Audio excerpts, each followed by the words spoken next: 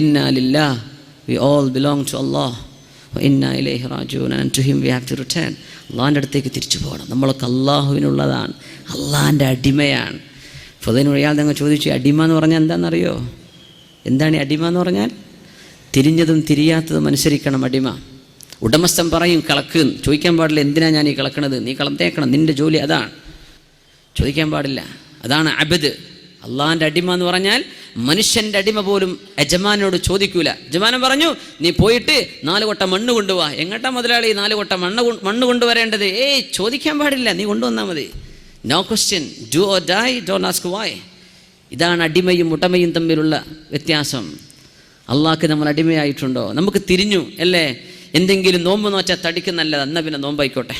ആരോ പറഞ്ഞു യോഗയേക്കാളും നല്ല സുബഹിസ്കാരമല്ല, എന്നാൽ പിന്നെ നിസ്കാരം. ഇതൊന്നല്ല അള്ളാഹ്ക്ക് വേണ്ടത്. ഇതൊക്കെ നിന്റെ കോപ്രായത്തരങ്ങളാ. ഇതൊന്നല്ല തഅബ്ബുദ് ഇബാദത്ത് എന്ന് പറഞ്ഞാൽ. എൻ്റെ